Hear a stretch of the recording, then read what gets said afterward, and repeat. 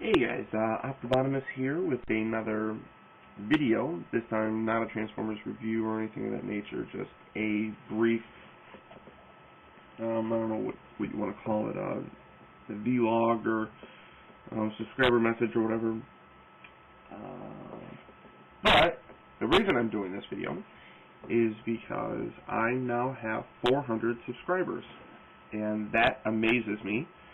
And I want to thank, I actually got 411, but I want to thank every one of you guys.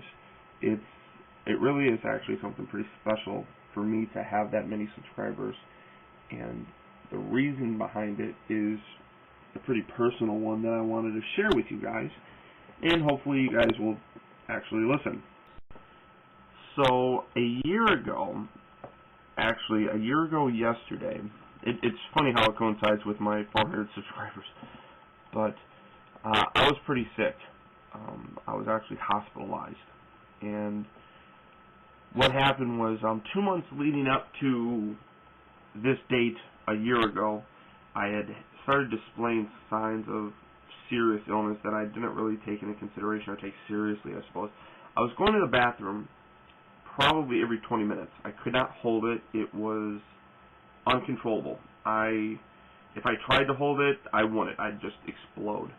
And it was, I thought, just because I was dehydrated, because the color of my pee was a very clear color, and I thought I was dehydrated or something.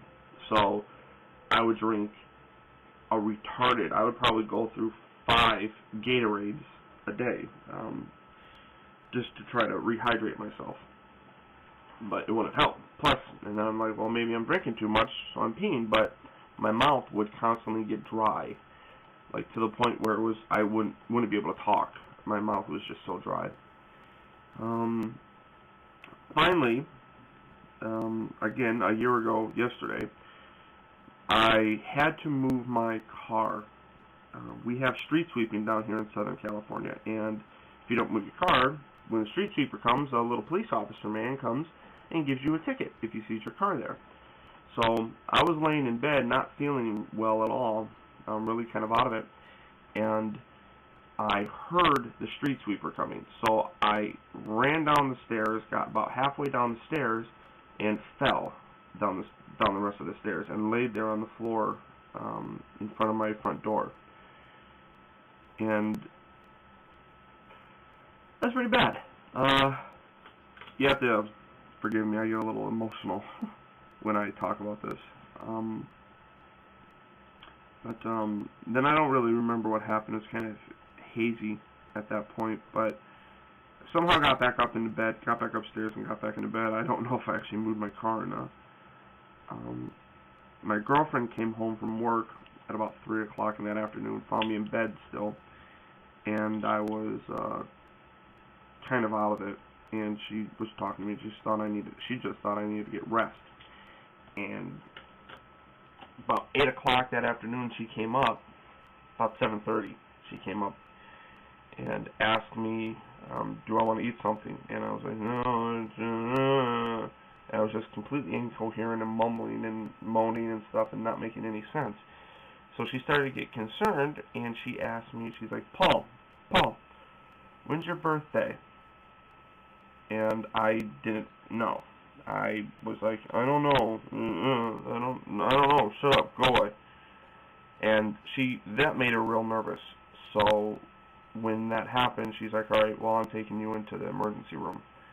And she did. And luckily, very fortunate, she did.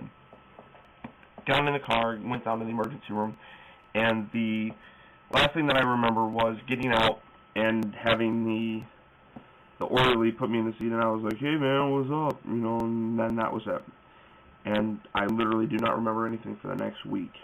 What was happening was my pancreas had shut down. I developed pancreatitis. And your pancreas is what is responsible for producing insulin in your body. Insulin is what is responsible for regulating the amount of sugar that is in your bloodstream. Now, because my pancreas shut down, my blood sugar wasn't being regulated, and it was just skyrocketing.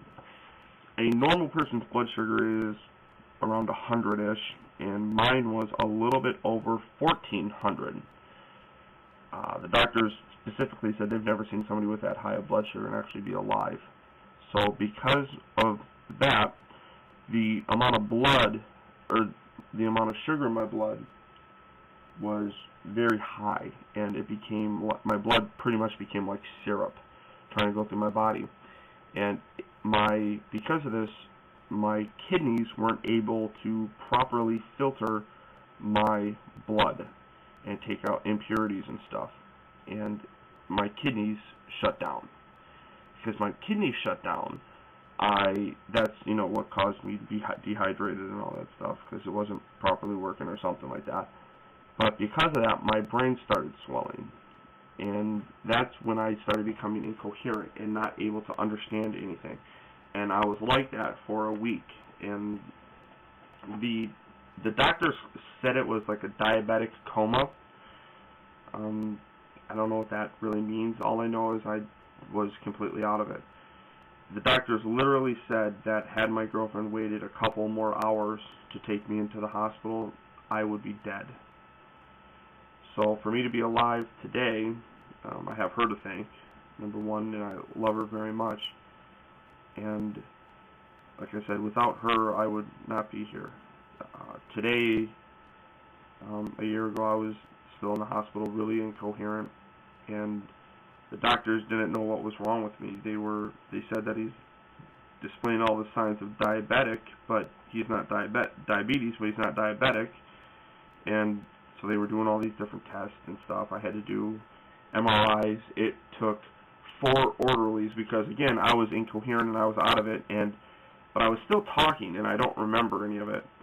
But they were trying to put me in an MRI chamber to have a scan done, and it took 4 orderlies to hold me down. I was so violent when I was in the emergency room and such that they had to give me I don't know what you call it, but I kept pulling the IVs out of me. I pulled 6 IVs out of my hand and my arms because I didn't like them. I didn't like needles. I don't like needles. So after a week, I finally started to come around, and I was laying there in the intensive care unit, and a couple days later, they finally put me into a regular room where I laid there for a week. But when I was in the intensive care unit, I woke up and I found my mom and my sister who'd come down from Vegas to spend time with me and my girlfriend, and they explained everything that had happened to me. And I remember sitting there, hearing my mom tell me all this stuff, and I just broke down, started crying, because I couldn't believe that all that had happened to me. And it was just a completely surreal type of a situation where I'm like, you're telling me I did all this stuff, and I'm going around, and you know, when I was awake, I was going around, and all these doctors and orderlies and nurses were sitting there staring at me. I'm like, oh no, it's you again. And I'm like, what are you talking about? I've never seen you before in my life. And then I have to have my mom tell me, like, yeah, you did. You saw them, and they were responsible for holding you down while we had to do stuff to you. So, long story short, it taught me a lot, and taught me to really not take things for granted. And so the 400 subscribers out there, I want you to know that I really appreciate you. It's kind of like I'm leaving a legacy out there in case something never does happen to me. Part of me will still exist for the entire world to see. So I don't know if that makes any sense, but I mean, what's the matter what some guy across the ocean says or across several state lines says? But people take things for granted a lot, and they don't realize how important things are. I came home, my first day home, I took a shower for the first time in 2 weeks. When I came home from the hospital, I sat there in the shower crying because of how good the shower felt. But just don't take things for granted, guys.